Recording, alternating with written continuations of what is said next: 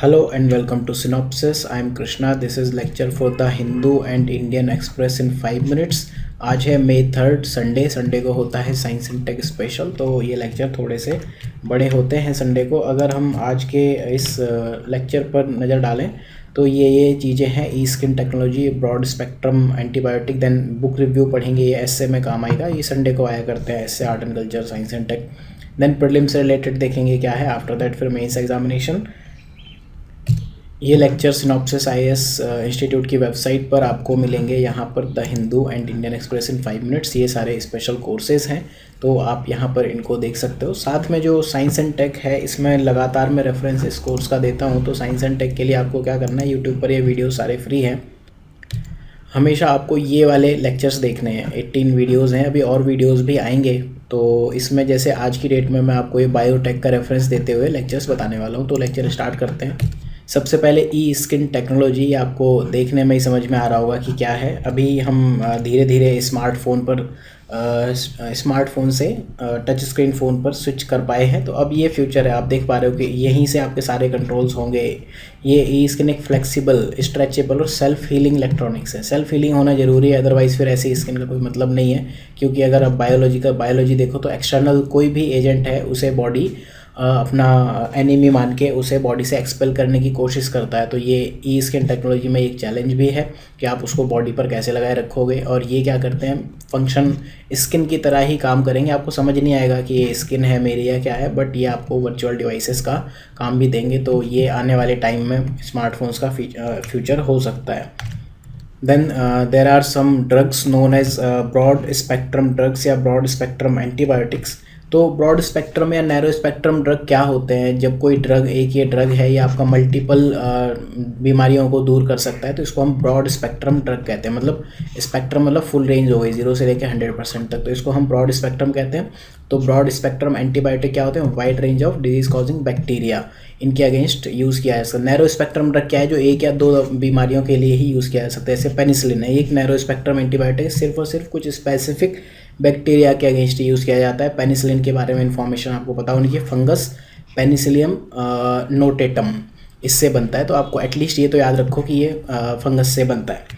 फिर जैसे अभी मैंने आपको कहा था कि जो ये टॉपिक्स हैं लगातार न्यूज़ में आते हैं कि पूल टेस्टिंग क्या है, आरटी-पीसीआर क्या है, एंटीबॉडी टेस्ट क्या है, वैक्सीन्स क्या हैं, कैसे वैक्सीन काम करती है, क्या क्या क्लासेस ऑफ वैक्सीन है, first generation, second generation, third generation, ये सब चीज़ें मैं ऑलरेडी एक्सप्लेन कर।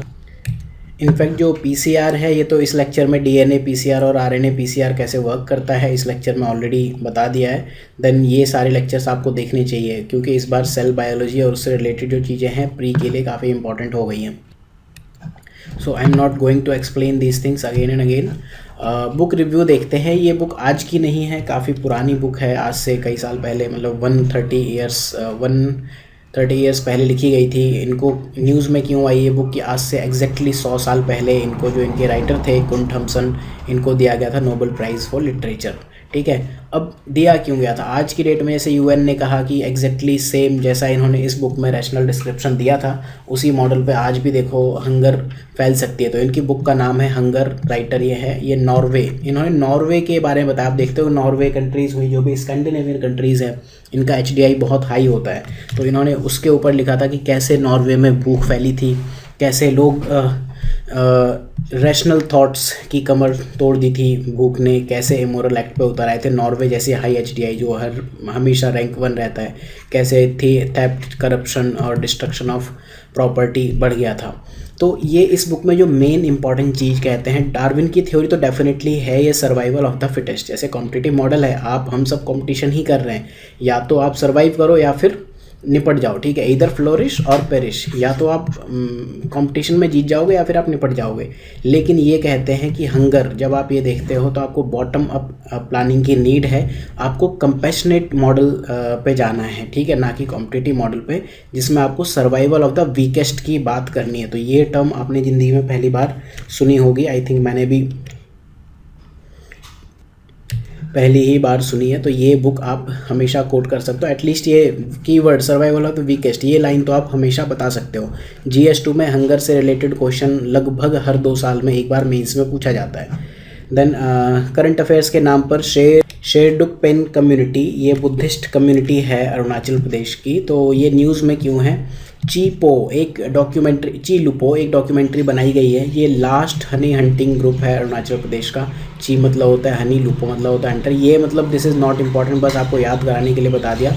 बस ये याद रखो, Buddhist community, honey hunting community of Arunachal Pradesh. तो ये एक वृत्ति चित्र बनाया गया है। देन इसके बाद कंटेम्प्रेरी इश्यूज़ में देखते हैं, यूएसए ने अभी फ़िलहाल कह दिया कि मतलब ताइवान की प्रेज़ कर दी और ताइवान को कहा कि ताइवान एक अलग कंट्री है।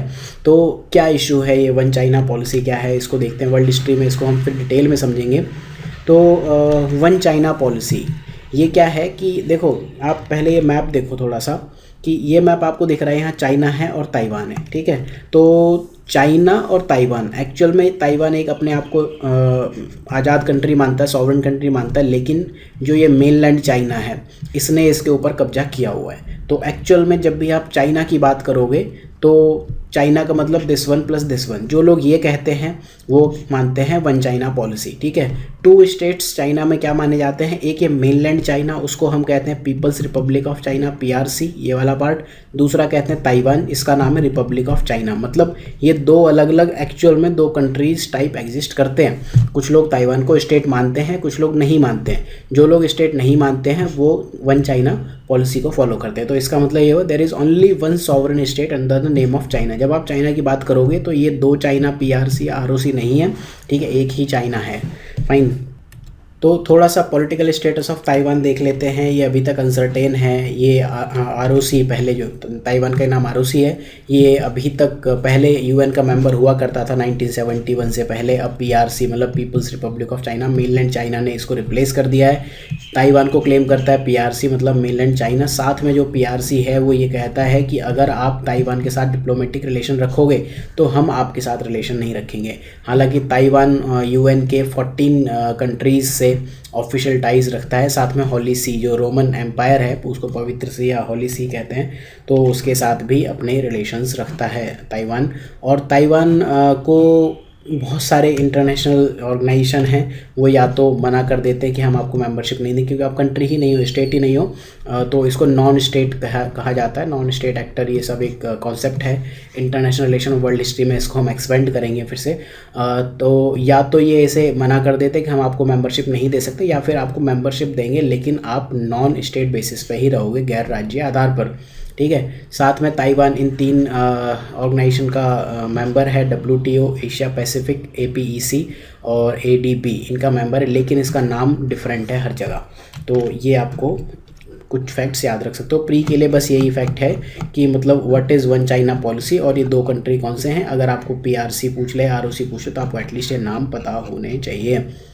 Then state of finance report, ये RBI देता है। इसका फुल फॉर्म ये है स्टडी ऑफ बजट। तो स्टेट्स बहुत सारे अपने अपने डेटा देते हैं, सबका डेटा RBI कंपाइल करके ये प्राइमरी डेटा देके RBI ये रिपोर्ट निकालता है। एनुअल पब्लिकेशन है RBI का, ये आपको रिपोर्ट्स और इंडेक्सेस में याद रखना है। देन मेंस इन 300 टॉपिक्स में जो एक काफ़ी डिमांड आजकल चल रही है कि यूनिवर्सल इनकम बेसिक UBI, ये 2 साल पहले या 3 साल पहले इकोनॉमिक सर्वे ने भी इसके ऊपर बहुत अच्छा डिस्कशन दिया था। तो इसको हम मेंस इन 300 टॉपिक में एक्सपेंड करेंगे इस टॉपिक को।